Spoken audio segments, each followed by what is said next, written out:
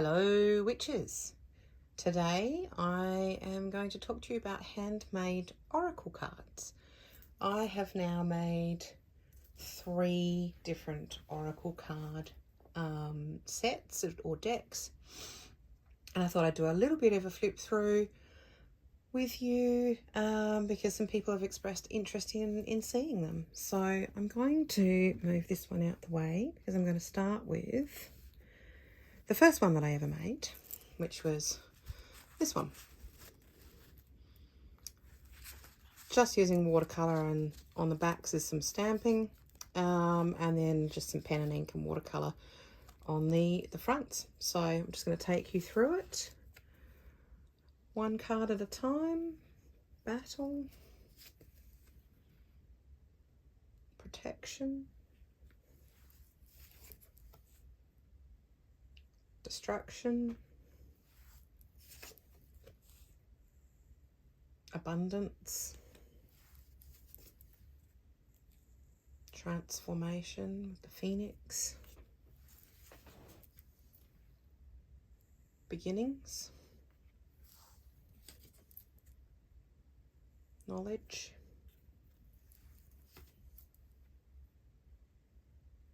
home, growth. So these are just really simple line drawings with a bit of watercolour pencil, emotion, innovation, day, imagination, insight, thought, dreams, night, the void,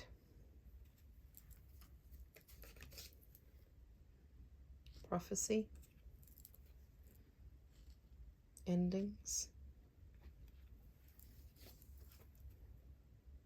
rest, creation, love, and passion. So that was the first deck, and I must admit, there's something very special about using a deck that you've created to divine with, or for inspiration and self-exploration. So having enjoyed making that one and using that one, I made a second one. I also decorated this box. It needs a bit of fixing up, but decorated this box with some decoupage of pictures of roses. And this is a much bigger deck, and it's symbolism basically, so all symbols. And this one I just did the backs with some contact paper, sticky back paper.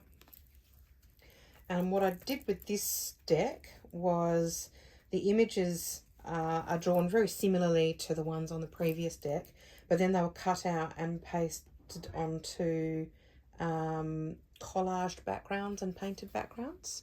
So you can see this is the first one, and then I used just a gold pen to write in the symbol name. So clouds, egg, ink, starfish, snake, star, Ouija planchette, toadstool, tree of life,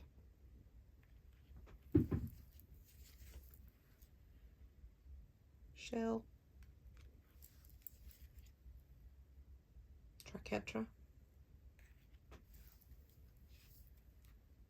sun, Ouroboros, Hamza,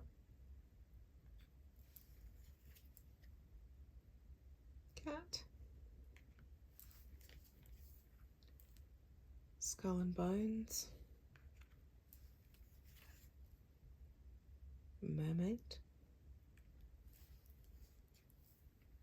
bat, love this guy, Triskele, which is Celtic symbol for land, sea and sky. Very, very important symbol in my practice. Raven, scarab, the yin yang, the rose,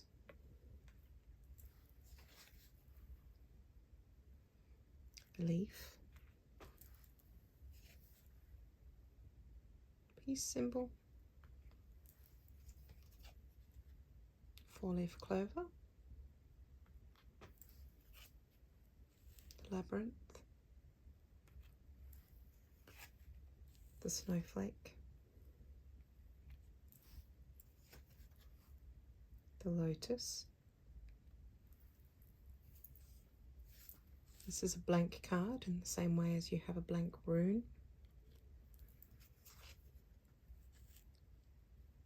The crown, the apple, the eye, the key, the winged heart, chalice, the moon, the fish, the chili, and the pomegranate. So that was that deck. That took me a very long time to create. I have a moon in Gemini problem where I'm very creative and I love to start projects, and I get very bored very easily and move on to new projects. So I have huge numbers of unfinished projects lying about my house, and I mostly go back to them. I did with this one, but it took about 12 months, maybe longer, for me to actually complete it because I put it aside for so long.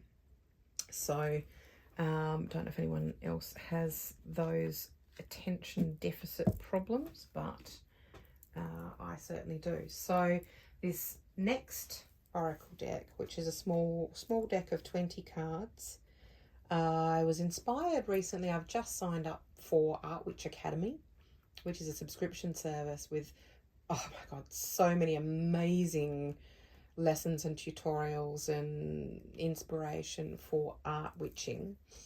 Absolutely love it. And they've got quite a back catalogue, so at the moment that's sort of, I'm just deep diving into it and I'm loving it. I knew I wanted to do a round oracle deck at some point in the future, but then I saw a snake deck that was done by one of the course teachers on Art Witch Academy that was round, and I was like, oh, that's it, I've got to do it. So I didn't do snakes. I decided to make a deck from the plants in my garden, and you can see the backs are quite simple, just stamped.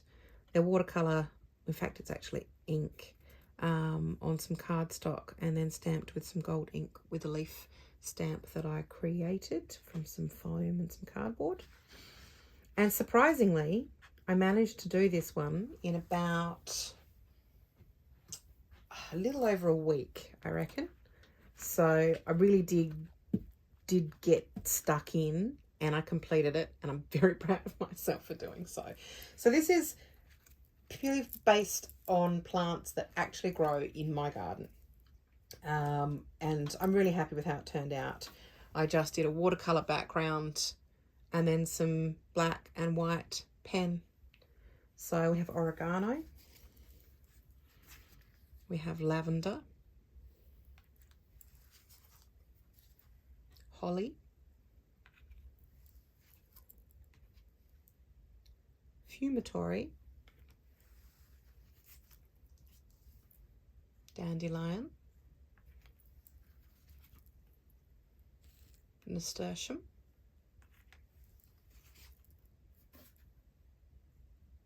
ash trees, my favourite scent in the world, jasmine, rose,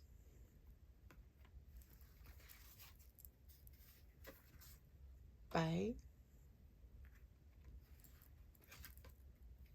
my favourite flower in the world, hellebore,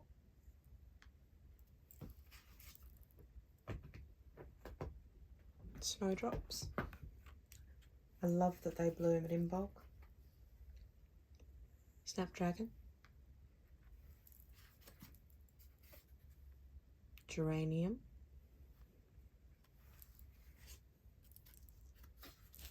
plantain, buddleia,